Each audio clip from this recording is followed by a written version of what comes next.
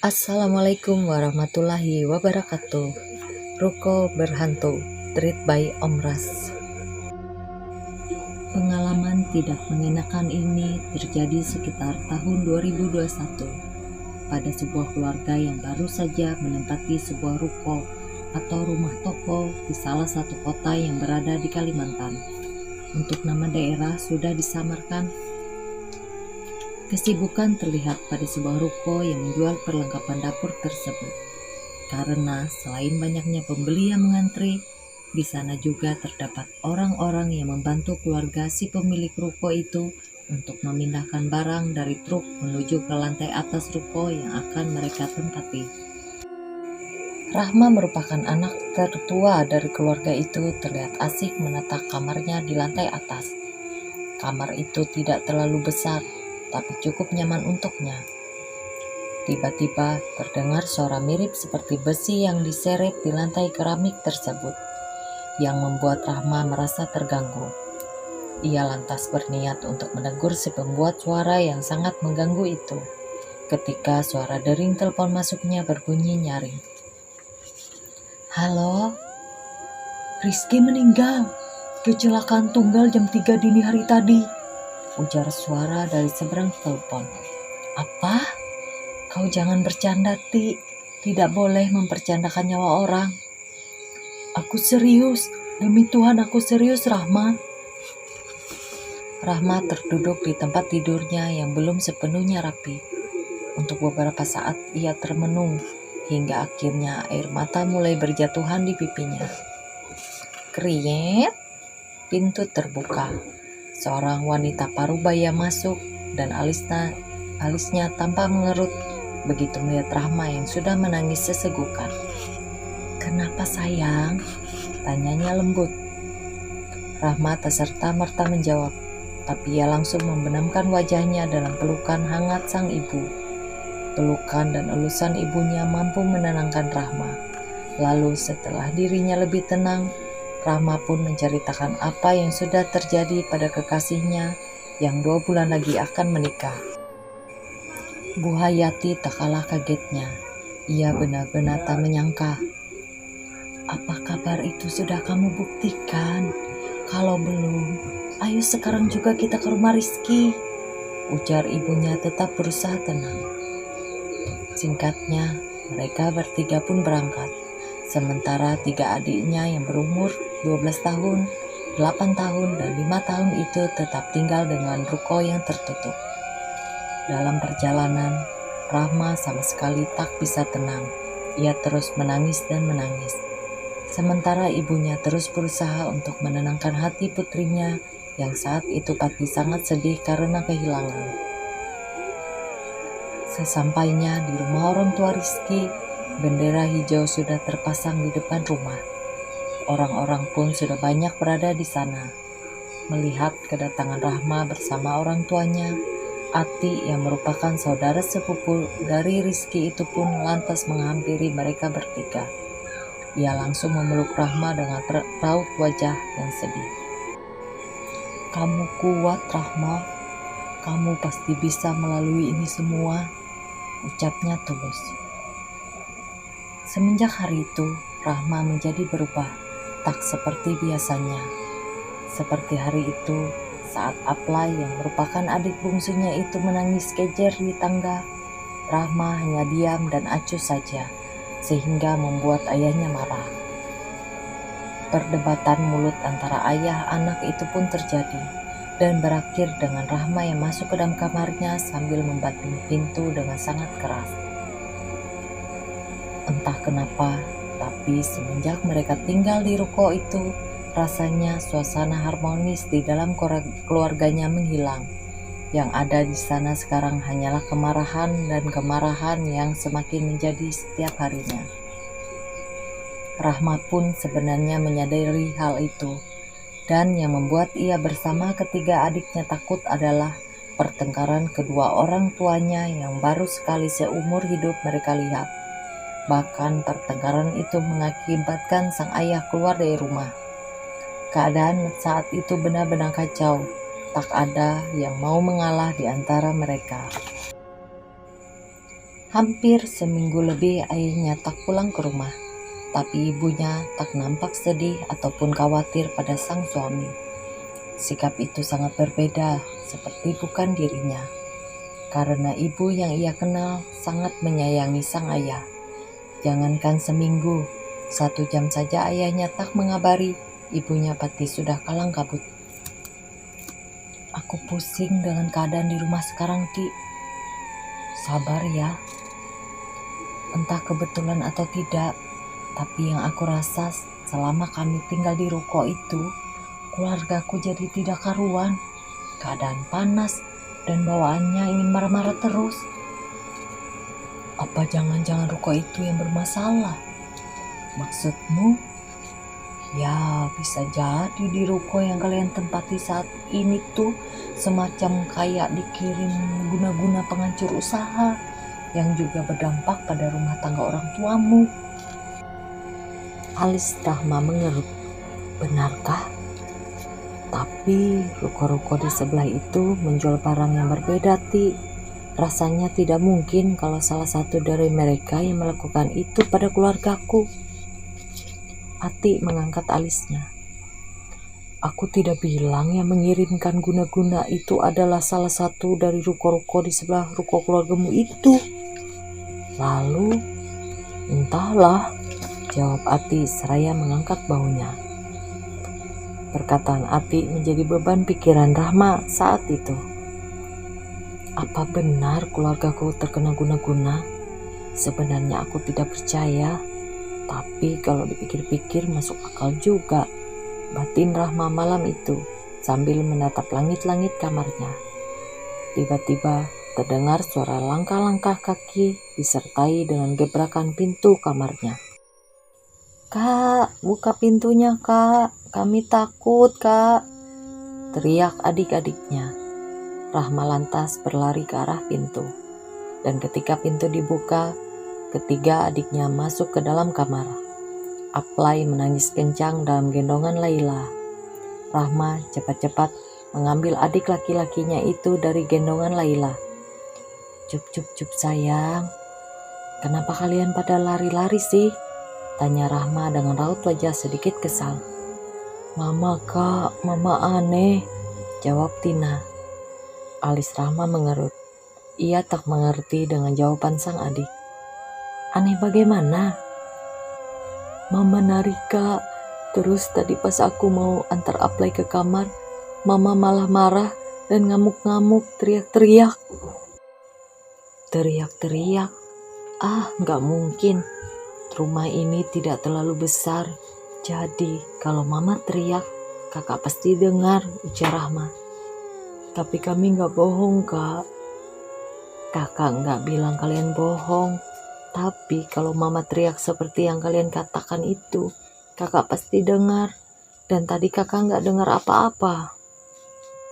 Brak, suara benda yang jatuh itu mengagetkan mereka. Rahma lantas menaruh adik bungsunya di lantai, lalu ia berjalan pelan ke arah sumber suara. Alis Rahma lagi-lagi mengerut ketika ia melihat meja yang sengaja diletakkan di dekat tangga oleh ibunya itu malah sudah terjatuh tanpa sebab yang jelas. Lamat-lamat dari arah kamar adik-adiknya, Rahma mendengar suara seseorang yang tengah bernyanyi, tapi dalam bahasa daerah yang sulit dimengerti. Perlahan dengan langkah yang sedikit tertahan, Rahma mendekati kamar adiknya yang tak terkunci itu. Di dalam ia melihat seorang wanita tengah duduk di ujung tempat tidur dengan posisi menghadap tembok. Ma, panggil Rahma untuk kedua kalinya. Nyanyian nyaring tadi kini berganti dengan gumaman lirih yang hampir tak terdengar. Lalu sosok itu berdiri, namun masih dalam posisi menghadap tembok kamar. Suara tawa mengikik dari sosok itu seketika membuat Rahma kaget dan ketakutan. Tanpa aba-aba ia berlari sekencang-kencangnya menuju ke kamar di mana adik-adiknya berada. Napasnya tak beraturan begitu ia sampai di dalam kamar.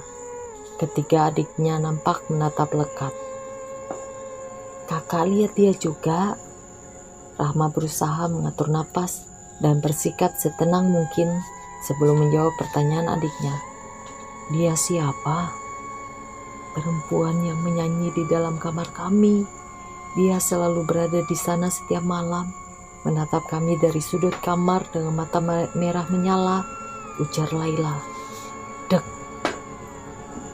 kita di bawah saja yuk," ajak Rahma pada adik-adiknya yang nampak takut untuk melangkah keluar kamar Rahma. Tapi setelah dibujuk, akhirnya mereka bertiga pun mau diajak ke bawah. Toko sudah ditutup malam itu. Ya wajar saja, karena malam sudah mulai larut. Di bawah, Rahma mencari-cari keberadaan ibunya, namun tidak terlihat dimanapun. "Apakah Mama tengah membeli makanan?" pikir Rahma. Saat Rahma ingin duduk, telepon di dalam kantongnya berbunyi.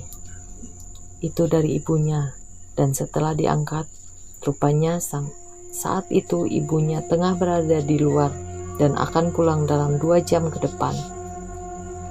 Rahma lega mendengar perkataan ibunya. Berarti apa yang dikatakan adiknya tadi tidak benar. "Kalian lapar tidak?" Ketika adiknya menggeleng, Rahma pun tersenyum. Kemudian ia mengajak adik-adiknya untuk tidur. "Kami tidak mau tidur di kamar, Kak." "Lalu, kalian mau tidur di antara tumpukan beras ini?" "Kami ikut kakak saja ya," rengek ketiganya. Rahma menghela napas panjang sebelum mengangguk. "Ya sudah, tapi hanya untuk malam ini saja ya." Ketiganya mengangguk pasti. Malam itu, mereka berempat tidur beralaskan karpet dan berbantalkan guling. Saat adik-adiknya sudah tertidur pulas, Rahma mulai mendengar suara-suara aneh dari luar. Suara itu mirip seperti tembok yang dicakar-cakar, berlanjut dengan suara langkah kaki yang bolak-balik di depan pintu kamar. Rahma terus berusaha menepis bayangan-bayangannya tentang hantu yang sedari tadi terlintas dalam pikirannya. Dari arah luar, terdengar suara isak tangis seseorang. Suaranya pelan, namun cukup membuat bulu kuduk berdiri. Mana di saat-saat seperti itu, Rahma ingin membuang air kecil. Tapi berhubung ia takut keluar kamar, Rahma pun berusaha untuk menahannya. Tapi dengan keadaan yang mencekam seperti itu, Rahma tak bisa lagi menahan keinginannya untuk ke toilet. Ia keluar kamar dengan langkah tergesa. Berjalan melewati kamar adiknya dan orang tuanya. Saat sampai di toilet, Rahma lantas segera buang air kecil. Dan tiba-tiba saja dari luar pintu terdengar suara cakaran di dinding. Rahma mencoba mencairkan suasana hatinya yang tegang dengan bernyanyi-nyanyi kecil. Tapi tiba-tiba nyanyiannya itu dilanjutkan seseorang yang berada di luar toilet. Mendengar suara asing itu, Rahma hampir menangis. Tubuh dan kakinya terasa gemetar hebat, takut tentu saja. Rahma terdiam mematung sambil menggigit bibirnya selama beberapa menit di dalam toilet. Dan anehnya, suara orang di luar pun ikut menghilang. Setelah merasa aman, Rahma pun keluar. Sunyi, hanya itu yang Rahma rasakan ketika melangkah keluar toilet. Setengah berlari ia menuju ke kamarnya. Akan tetapi, saat tiba di depan pintu kamarnya, ia kembali melihat sosok wanita yang sangat mirip dengan ibunya itu tengah menyisir rambut di atas tempat tidur dengan posisi duduk menghadap tembok. "Ma, sudah pulang?" Krek, suara di balik lemari mengagetkan Rahma, membuatnya refleks menengok ke arah suara. Dan ketika ia kembali menatap ke arah sosok wanita tadi duduk, wanita itu rupanya sudah tidak ada lagi di sana. Napas Rahma naik turun. Ia melihat sekeliling, mencari-cari keberadaan wanita tersebut. Namun sama sekali tidak ada tanda-tanda keberadaannya. Apakah aku baru saja berhalusinasi? Rahma memukul pelan kepalanya sendiri. berharap keadaan aneh itu kembali menjadi normal setelahnya. Ia melihat adik-adiknya sudah tertidur lelap beralaskan karpet. Rahma pun akhirnya berbaring di dekat adiknya, berusaha untuk memejamkan mata. Namun baru saja ia terpejam, bayangan sosok wanita itu dan suara aneh di luar toilet tadi membuatnya kembali membuka mata lebar-lebar. Rahma tak bisa tidur. Ia sangat berharap agar ibunya segera kembali. Setelah cukup lama melawan rasa takutnya, dari arah pintu kamar terdengar suara ketukan yang diiringi panggilan lembut ibunya. "Rahma, adik-adikmu di mana?" Rahma bergegas bangun dan membuka pintu. Ibunya berdiri dengan raut wajah khawatir, segera melihat ke dalam kamar Rahma ketika pintu baru saja dibuka. Ia menghela nafas lega begitu melihat anak-anaknya sudah tertidur pulas. "Kemana saja, Ma? Adik-adik menangis dan memaksa untuk tidur di sini." "Ada urusan mendesak terkait usaha kita, Rahma. Mama terpaksa keluar untuk menyelesaikan masalah itu," ucap ibunya pelan. "Aku tidak nyaman tinggal di ruko ini, Ma. Adik-adik pun sama. Makanya mereka memaksa tidur di sini." "Sudahlah, Rahma. Mama sudah cukup tertekan dengan masalah usaha ini. Jadi tolong jangan tambah masalah lagi." Rahma menghela nafas panjang. Entah seberat apakah masalah Mama, sehingga Mama tidak mau mendengar perkataanku, batinnya. Setelah kedatangan ibunya, keadaan yang semula mencekam kini sudah normal kembali. Tapi tetap saja Rahma tidak bisa tidur sepanjang malam. Keesokan paginya, dengan mata yang tampak kurang sehat, Rahma berpamitan untuk keluar. Ia menemui Ati. Rahma menceritakan semua yang ia alami semalam pada temannya itu. "Aku yakin rukomu itu sudah terkena kiriman guna-guna. Sebaiknya kamu temui ustadz atau orang pintar yang mengerti dengan hal-hal seperti itu. Tapi aku tidak tahu kemana harus mencari orang-orang seperti yang kamu katakan itu, Ti." Ati terdiam. Helaan napasnya terdengar jelas. "Begini saja, bagaimana kalau kita temui Jubai? Katanya kan dia itu punya kembaran gaib dan bisa melihat sebangsa makhluk halus." "Jubai?" "Iya, teman almarhum Rizky itu. Ingat tidak? Tapi dia kan sudah pindah kerja." "Tidak, iya, dulu sempat pindah. Tapi karena suatu hal, dia dikembalikan lagi ke tempat kerja lamanya. Jadi mau sekarang kita temui Jubai."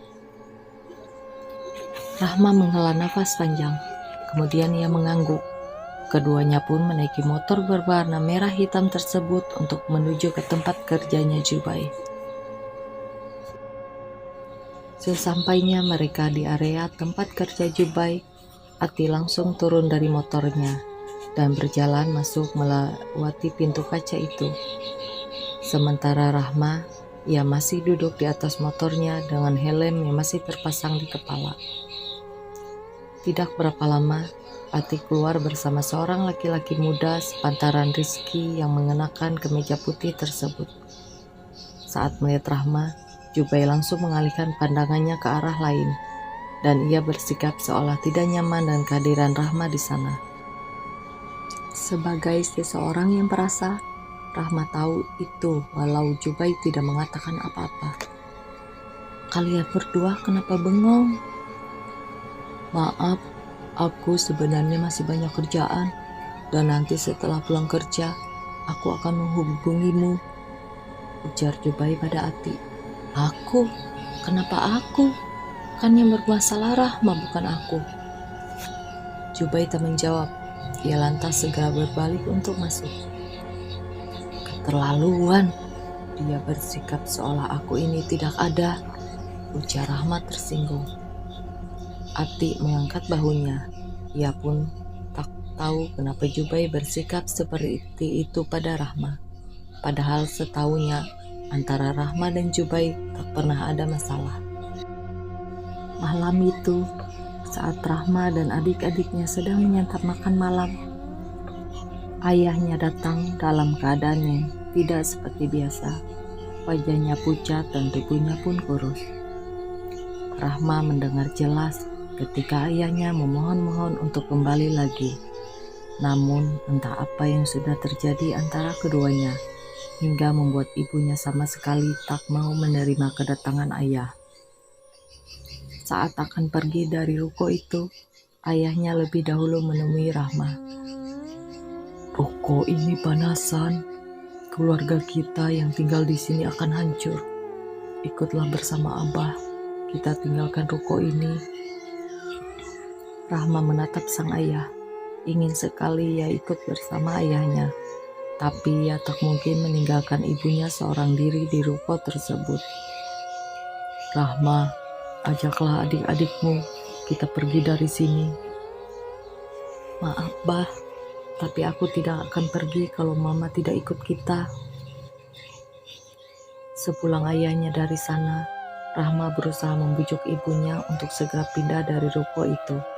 Tapi yang Rahma dapat hanyalah omelan dan bentakan dari sang ibu. Makin ke sini, ibunya terlihat seperti sudah tak peduli dengan keadaan sekitar. Yang ia pikirkan hanyalah tentang usahanya yang bermasalah. Membuat Rahma benar-benar kesal. Ditambah lagi, ketiga adiknya tak ada yang mau tidur berpisah darinya. Setiap malam mereka terus memaksa tidur di kamar Rahma. "Kak, aku tidak mau dengar apa-apa. Kalian pergilah, masuk ke dalam kamar kalian. Aku tidak mau kalian tidur di sini lagi. Badanku sakit karena tidur di lantai," bentak Rahma. Aplai menangis mendengar Rahma yang membentaknya. Sementara Laila hanya menatap kakaknya dengan tatapan yang sulit diartikan. Prak! Pintu kamar Rahma tutup dengan kencang. Padahal adik-adiknya baru beberapa langkah pergi meninggalkan pintu. Rahma memijat kepalanya yang terasa sakit. Rasanya sulit sekali untuk mengendalikan emosinya saat itu. Tiba-tiba terdengar suara notifikasi chat dari Ati. Dengan enggan Rahma meraih HP-nya, lalu membaca isi chat yang sangat panjang itu. Dan inti dari pesan tersebut ialah Ati yang menyampaikan apa yang dikatakan Jubai padanya, bahwa ketika ia bertemu Rahma tempo hari, ia melihat sosok berwajah buruk yang terus menyisir rambutnya sambil bernyanyi berada tepat selangkah di belakang Rahma. Dek, jantung Rahma berdebar kencang. Ia seketika langsung melihat ke sekeliling kamarnya, tapi tak ada siapa-siapa. "Rahma, kau harus hati-hati. Sosok itu membawa aura buruk untuk kau dan keluargamu. Jubai bilang, bila kau merasa marah, jangan lepaskan kemarahan itu. Tapi sebaiknya kau harus bersabar, karena amarahmu itu bisa memperburuk keadaan keluargamu." Malam itu juga, Rahma langsung berwudu dan berniat untuk sholat. Sholat yang sudah sangat lama ia tinggalkan. Namun saat ia bersujud, di bagian punggungnya terasa sangat berat. Dan jujur saja, ketika itu, Rahma benar-benar tidak khusyuk dalam menjalankan sholatnya. Pikirannya melayang-layang, memikirkan rentetan kejadian aneh di dalam rumah itu. Lama-kelamaan rasa berat pada punggungnya itu berubah menjadi rasa panas yang membakar. Suara dari sudut ruangan kamarnya terdengar mengikik, membuat bulu kuduknya seketika merinding. Rahma yang memang sholat tidak khusyuk itu pun langsung berlari keluar kamar dengan masih memakai mukena. Ia menangis ketakutan sambil berteriak-teriak memanggil sang ibu yang saat itu entah berada di mana. "Ma, tolong Ma." Tiba-tiba saat ia menuruni tangga, Rahma merasa seperti ada yang seseorang mendorongnya dari belakang. Tangan itu begitu terasa mendorong tubuhnya, hingga membuat Rahma kehilangan keseimbangan dan terjatuh. Untungnya, pada saat Rahma didorong itu, ia sudah berada di beberapa anak tangga terakhir, sehingga ia tidak mengalami luka-luka serius. Aduh, pingisnya. Tapi anehnya, sedari tadi ia sama sekali tidak melihat ibunya. Dengan tertatih, Rahma berjalan keluar, karena pada saat itu pintu ruko masih terbuka sebagian. Di saat sedang mencari-cari keberadaan ibunya di luar, tiba-tiba saja Rahma mendengar suara teriakan adiknya yang nyaring. Laila berlari tergopoh-gopoh keluar sambil terus berteriak tanpa henti. Tolong adik-adik kak, mama. Isak Laila tak bisa meneruskan kata-katanya. Astaga, mama! Teriak Rahma begitu melihat ibunya yang sudah seperti orang kerasukan itu tengah memukuli anak-anaknya. Sudah mas, sudah. Diam kau, mereka harus mati malam ini juga. Kau bukan mamaku. Mamaku tidak akan memukuli anak-anaknya seperti ini. Rahma mendorong tubuh ibunya hingga jatuh ke lantai. Dan anehnya, dengan dorongan yang tak seberapa itu, ibunya langsung pingsan. Rahma memeluk kedua adiknya dengan erat. Tidak berapa lama, datanglah Laila bersama dengan beberapa orang yang merupakan tetangga ruko mereka. Tanpa bertanya apa yang sudah terjadi, orang-orang itu membantu, tapi sesekali mereka melihat sekeliling, seolah sedang memeriksa sesuatu. Ayah Ramai, yang entah bagaimana, sudah berada di antara mereka. Ia mengucapkan terima kasih pada orang-orang yang sudah mau membantu keluarganya tersebut. Ruko bapak ini sebelumnya sudah beberapa kali ditempati orang-orang. Tapi semua yang pernah menempati ruko ini selalu mengatakan kalau hawa di sini sangat panas. Dan mereka juga kerap kali mengalami gangguan-gangguan yang tidak masuk akal. Mulai dari kompor gas yang nyala sendiri, pintu kulkas terbuka tiba-tiba, air keran menyala padahal tidak ada siapa-siapa yang menghidupkannya. Pokoknya masih banyak cerita-cerita aneh dari penghuni sebelumnya tentang ruko ini. Meskipun begitu, tapi kami yang berada di sebelah sama sekali tidak pernah merasakan gangguan-gangguan seperti itu, Pak. Cuma kami sering melihat seorang wanita dan anaknya warawiri keluar masuk ruko Bapak. Tapi ia juga ada saat ruko tutup dan menghilang secara tiba-tiba setelah bolak-balik di depan ruko, sambung yang lainnya. Saya percaya dengan apa yang bapak-bapak katakan itu.